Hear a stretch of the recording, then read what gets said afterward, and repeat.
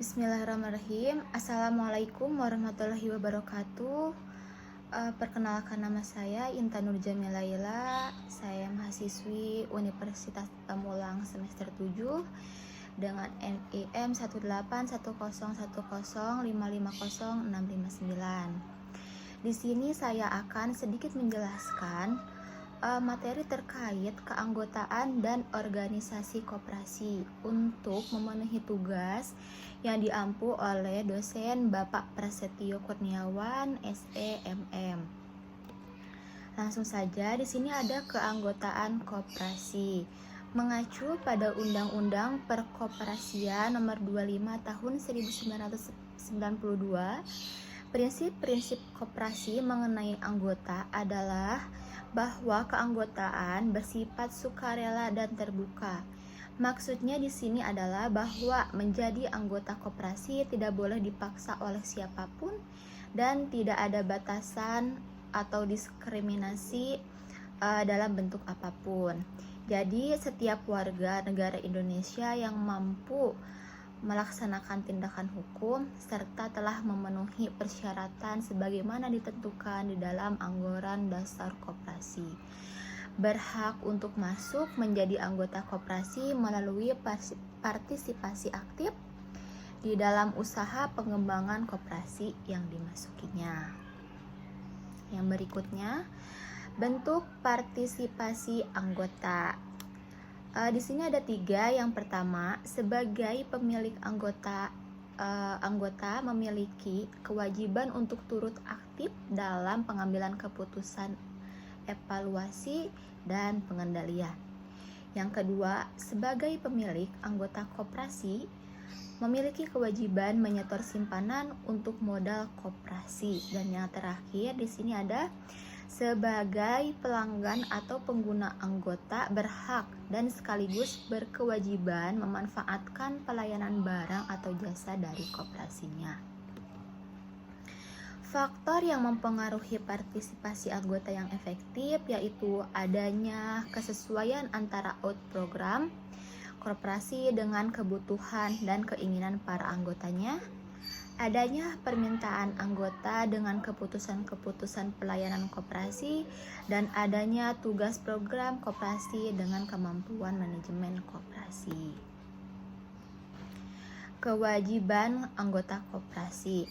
Di sini ada 3, yaitu yang pertama, mematuhi anggaran dasar dan anggaran rumah tangga serta keputusan yang telah disepakati dalam rapat anggota, berpartisipasi dalam kegiatan usaha yang diselenggarakan oleh koperasi, dan mengembangkan memelihara kebersamaan berdasar atas asas kekeluargaan. Berikutnya ada hak-hak keanggotaan koperasi. Hak dari setiap anggota koperasi seperti tercantum di dalam Pasal 20 ayat 2 Undang-Undang Nomor 25 Tahun 1992, yaitu yang pertama, menghadiri, menyatakan pendapat, dan memberikan suara dalam rapat anggota. Yang kedua, memilih dan atau dipilih menjadi anggota pengurus atau pengawas. Yang ketiga, meminta diadakan rapat anggota menurut ketentuan dalam anggaran dasar. Yang keempat, mengemukakan pendapat atau saran kepada pengurus di luar rapat anggota baik diminta maupun tidak diminta. Yang kelima, memanfaatkan koperasi dan mendapatkan pelayanan yang sama antar sesama anggota. Dan yang keenam, mendapat keterangan mengenai perkembangan koperasi menurut ketentuan dalam anggaran dasar.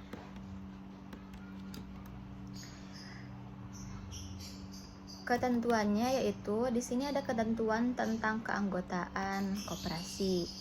Anggota koperasi adalah pemilik dan sekaligus pengguna jasa koperasi. Keanggotaan dicatat dalam buku daftar anggota. Keanggotaan didasarkan pada kesamaan kegiatan dan kepentingan ekonomi dalam lingkup usaha koperasi. Syarat anggota diatur dalam anggaran dasar dan anggaran rumah tangga.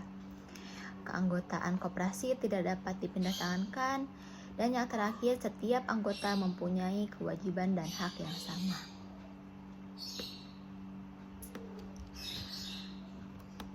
Di sini ada dua jenis keanggotaan koperasi.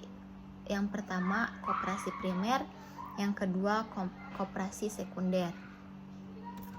Untuk koperasi primer beranggotakan orang-orang, yaitu setiap warga negara mampu melakukan tindakan hukum.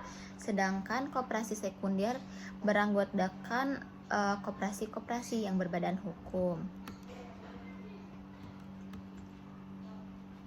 Berikutnya di sini ada organisasi koperasi. Struktur organisasi koperasi di Indonesia ada 4. Yang pertama, rapat anggota, pengawas, pengurus, dan pengelola. Rapat anggota adalah wadah aspirasi anggota dan pemegang saham kekuasaan tertinggi dalam koperasi.